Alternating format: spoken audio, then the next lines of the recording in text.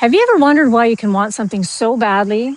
You know you need to change. You promise yourself, okay, this time I'm really going to do it. And then somehow you end up right back where you started. And I did that for decades. And what I finally learned was this: wanting your life to change and actually knowing how to change it are two completely different things. So if you were sitting across from me right now and saying, Jill, I'm stuck. I don't know how to get out of this. This is exactly what I would tell you to do. First, you have to become aware. Before you can change anything, you have to see what's actually running your life. Pay attention to your thoughts, your reactions to things, all the habits that you have, the things you automatically say to yourself, like, I can't do that. This is just who I am. I've always been this way. This is too hard. Nothing ever works for me, and I'm not good enough.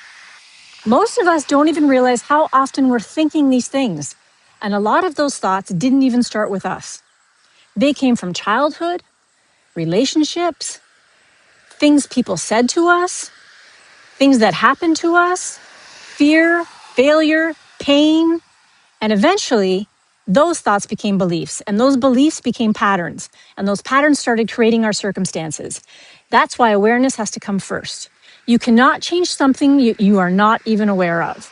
Then you have to make a committed decision. Not I'll try, not I hope this works out, a decision, a committed, irrevocable decision, and it sounds like this. I don't know exactly how I'm going to get out there yet, but I'm no longer staying here. That decision changed everything for me. Because for years I was making decisions based on how I felt in the moment. I was basing it on fear. I was basing it on my circumstances. I was basing it on what was happening and what had happened before. And eventually I had to decide that my past was no longer going to determine my future. Then you need a goal. And I don't mean a goal based on what looks realistic from where you are standing today. I mean, what do you actually want? If fear wasn't making the decision, if money wasn't making the decision, if your past wasn't making the decision, if other people's opinions weren't making the damn decision, what would you choose? What would freedom look like to you? And what would peace look like to you? What would your relationships look like? What would your life look like? Who would you be? You have to be clear on where you're going. Because if you're not, your old programming will keep taking you right back to what's familiar. Then you have to start seeing the person you need to become. This is so huge because you don't create a completely different life simply by changing what you do. You start changing your life by changing who you believe you are. Close your eyes and picture that version of you. What does she think? How does she speak? How does she respond when life gets difficult? What does she believe about herself? What does she tolerate?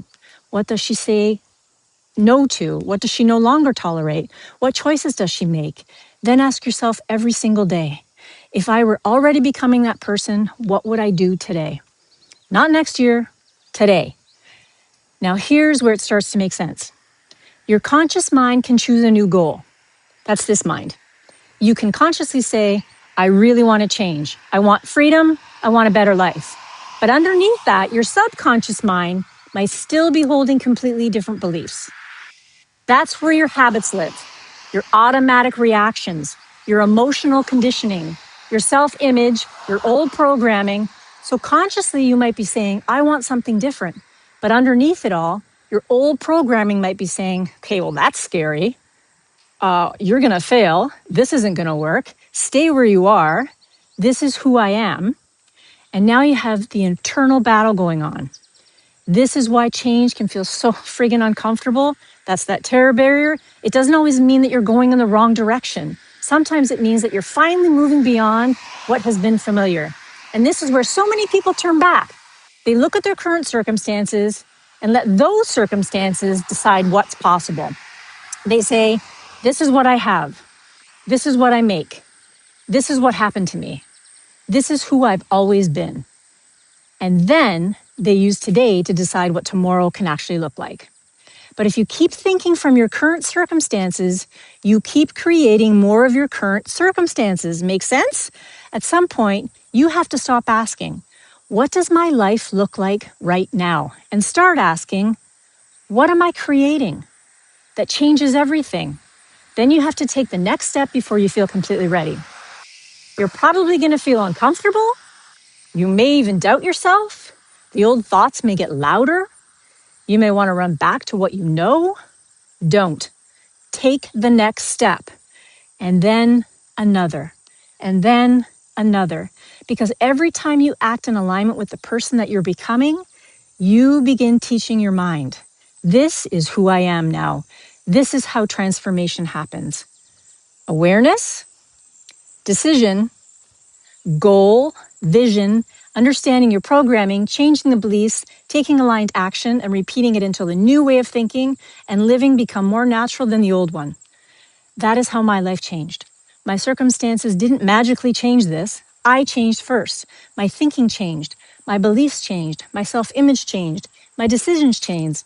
And eventually my circumstances started changing too. So if you feel stuck today, remember this. Your current circumstances are evidence of where you've been. They are not instructions for where you have to go next. Become aware. Make the friggin' decision. Choose the C-type goal. See the person you're becoming and take the next step. Your life can look completely different, but it starts inside of you. Trust me, I've been there, I've done it. It works.